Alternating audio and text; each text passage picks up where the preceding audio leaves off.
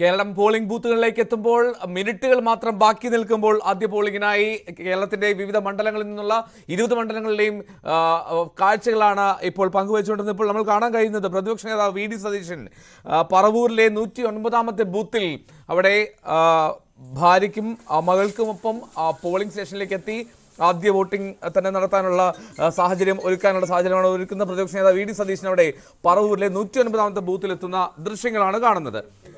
ഞാൻ ജി ശ്രീജിത്തിലേക്ക് പോകുന്നുണ്ട്. ജി ശ്രീജിത്ത് മാവേലിക്കര മണ്ഡലത്തിൽ അവിടെ വാഴപ്പള്ളിയിലെ ബൂത്തിലാണ്, ചങ്ങനാശ്ശേരിക്കടുത്ത്.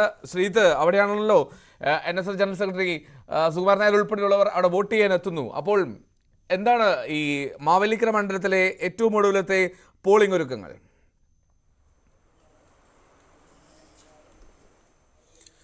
തീർച്ചയായും മോക്ക് പോളിംഗ് ഏതാണ്ട് അവസാന ഘട്ടത്തിൽ തന്നെയാണ്. ഏതാണ്ട് ഇവിടത്തെയൊക്കെ പൂർത്തീകരിച്ചു. തീർച്ചയായും എൽദോ പറഞ്ഞ പോലെ ഒരു VIP ബൂത്താണ് എനിക്ക് പിന്നിൽ കാണുന്നത്. വാഴപ്പള്ളിയാണിത്. Changanassery Vazhappally saint Theresa's higher secondary സ്കൂളിലെ 115ാം നമ്പർ ബൂത്താണ് ഉള്ളത്. NSS general secretary G Sukumaran Nair ഏതാണ്ട് 7 മണിക്ക് ശേഷം വൈകാതെ ഇവിടേക്ക് എത്തിച്ചേരും എന്നാണ് മനസ്സിലാക്കാൻ സാധിക്കുന്നത്. ഇതാ പോളിംഗ് തുടങ്ങിയിട്ടില്ല, പക്ഷേ നീണ്ട ക്യൂ രാവിലെ തന്നെയുണ്ട്. നേരത്തെ ശരണ്യ ആലപ്പുഴയിൽ നിന്ന് പറഞ്ഞതുപോലെ വളരെ പോസിറ്റീവായ ഒരു റെസ്പോൺസ് രാവിലെ തന്നെ വോട്ടർമാരിലുണ്ട് എന്നതിൻ്റെ കാഴ്ച തന്നെയാണ് ഈ വാഴപ്പള്ളിയിലെ ഈ 115ാം നമ്പർ ബൂത്തിലും നമുക്ക് കാണാൻ സാധിക്കുക. എൽദോ അത് മാത്രമല്ല, കഴിഞ്ഞ തെരഞ്ഞെടുപ്പിനെ സംബന്ധിച്ച് രാഷ്ട്രീയമായി വലിയ പ്രധാനപ്പെട്ട ഒരു കേന്ദ്രം കൂടിയായി ഈ ബൂത്ത് കഴിഞ്ഞ തവണ മാറിയിരുന്നു. സംസ്ഥാന സർക്കാരിനെതിരായ അതിശക്തമായ പ്രതികരണം കഴിഞ്ഞ തവണ നടത്തിയത് ജി സുകുമാരൻ നായർ നടത്തിയത് ഈ ബൂത്ത് നിന്നുകൊണ്ടായിരുന്നു എന്നുള്ളത് ഞാൻ ഓർക്കുകയാണ്. അന്ന് ഞാൻ ഇവിടെ റിപ്പോർട്ട് ചെയ്യാനുണ്ടായിരുന്നു. അതായത് ഭക്തരുടെ വിഷയങ്ങൾ. ശ്രീജിത്ത്, ഒന്ന് തുടരുക. ഇപ്പോൾ വടകരയിലെ UDF സ്ഥാനാർത്ഥി ഷാഫി പറമ്പിൽ ഇപ്പോൾ മാധ്യമങ്ങളെ കാണുന്നു. അതിന് സാധിക്കുമെന്നുള്ളത് ബോധ്യപ്പെട്ടുള്ളത് കൊണ്ട് എല്ലാവരോടും, ഈ ജില്ലയിലെ മുഴുവൻ വോട്ടർമാരോടും 3 സ്ഥാനാർത്ഥികൾക്കും വോട്ട് ചെയ്യണമെന്നും വിനീതമായിട്ട് അഭ്യർത്ഥിക്കുന്നു. പോളിംഗ് സ്റ്റേഷനിലേക്ക് എത്തിയ ഷാഫി വോട്ടിങ്ങിന് മുൻപ് മാധ്യമങ്ങളോട് സംസാരിക്കുകയായിരുന്നു. എന്നാലും വിവിധ മണ്ഡലങ്ങളിൽ നിന്നുള്ള അപ്ഡേറ്റുകൾ വന്നുകൊണ്ടേയിരിക്കുന്നു. പലയിടത്തും മോക്ക് പോൾ യന്ത്ര തകരാർ ശ്രദ്ധയിൽപ്പെട്ടിട്ടുണ്ട്. പക്ഷേ അതിനുള്ള പരിഹാര മാർഗങ്ങൾ ചെയ്യുകയും ചെയ്യുന്നുണ്ട്. വി ഡി സതീശൻ ഇപ്പോൾ പറവൂരിലെ 109ാമത്തെ ബൂത്തിലെത്തിയിട്ടുണ്ട്. ഡോക്ടർ TM തോമസ് ഐസക് എത്തിയിട്ടുണ്ട്. PK കുഞ്ഞാലിക്കുട്ടിയും പാണക്കാട് സാദിഖ് അലി ശിഹാബ് തങ്ങളും വോട്ട് ചെയ്യാൻ എത്തിയിട്ടുണ്ട്. അങ്ങനെ VIP-കളുടെ നീണ്ട നിര രാവിലെ 7 മണി മുതൽ തന്നെ പോളിംഗ് സ്റ്റേഷനുകളിൽ കാണാൻ കഴിയുന്നു. ഒപ്പം തന്നെ സമ്മതിദായകർ അത് കൂട്ടം കൂട്ടമായി പോളിംഗ് ബൂത്തുകളിലേക്ക് എത്തുന്നു എന്നുള്ള സന്തോഷകരമായിട്ടുള്ള കാഴ്ചയാണ് പല മണ്ഡലങ്ങളിലെ പല ബൂത്തുകളിലും കാണാൻ കഴിയുന്നത്. അതാണ് ഏറ്റവും ആശ്വാസകരവും ഏറ്റവും സന്തോഷകരവും. ഞാൻ ശ്രീജിത്തിലേക്ക് വീണ്ടും. ശ്രീജിത്ത്, തുടരാം.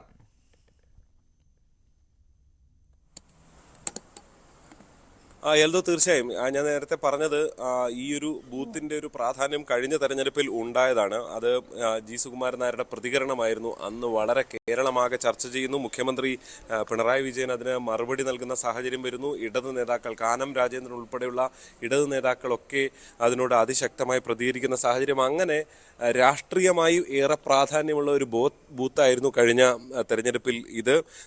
ഫലത്തിൽ എന്തായാലും ഈ തെരഞ്ഞെടുപ്പിൽ ജി സുകുമാരൻ നായർ ഇതുവരെ ഒരു രാഷ്ട്രീയ നിലപാടും അങ്ങനെ കാര്യമായി പ്രഖ്യാപിക്കുകയോ പറയുകയോ ഒന്നും ചെയ്തിട്ടില്ല. താനൊന്നും പറയാനില്ല എന്ന നിലപാടാണ് അദ്ദേഹം പ്രകടിപ്പിക്കുകയും ചെയ്തത്. എന്തായാലും അല്പസമയം കൂടി കഴിഞ്ഞാൽ ഒരു 7 മണിക്ക് ശേഷം 8 മണിക്കുള്ളിൽ അദ്ദേഹം എത്തിച്ചേരും എന്നാണ് നമുക്ക് മനസ്സിലാക്കാൻ സാധിക്കുന്നത്. തീർച്ചയായും അദ്ദേഹത്തിൻ്റെ പ്രതികരണം ഇവിടെ ഉണ്ടാകും. എന്തായാലും കോട്ടയത്ത് ഔദ്യോഗികമായി തെരഞ്ഞെടുപ്പ് കമ്മീഷൻ നൽകുന്ന വിവരം അനുസരിച്ച് ഇത് 78% മോക്ക് പോളിംഗും വിജയകരമായി തന്നെ പൂർത്തിയാക്കാൻ കഴിഞ്ഞിട്ടുണ്ട് എന്നുള്ളതാണ്.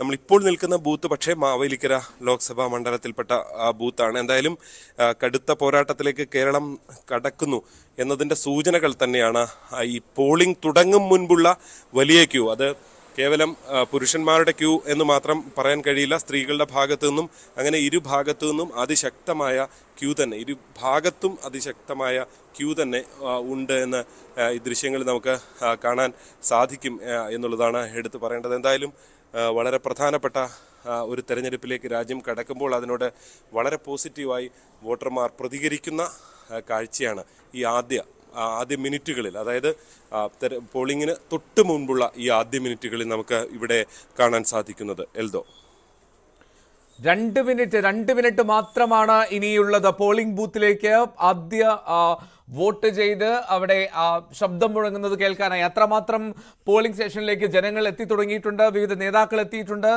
കൃത്യമായും വോട്ട് ചെയ്യാൻ മറക്കരുത്. വോട്ടർ പട്ടികയിൽ പേരുള്ളവർ ഉറപ്പായും വോട്ടർ തിരിച്ചറിയൽ കാർഡോ ഡ്രൈവിംഗ് ലൈസൻസോ പാൻ കാർഡോ പോലുള്ള 13 അംഗീകൃത രേഖകൾ കരുതാനും മറക്കരുത്. എന്നാലും തങ്ങളുടെ അവകാശങ്ങൾ കൃത്യമായി വിനിയോഗിക്കുക എന്ന് മാത്രം ആഗ്രഹിക്കുകയും ആവശ്യപ്പെടുകയും ചെയ്യുന്നു. ഞാൻ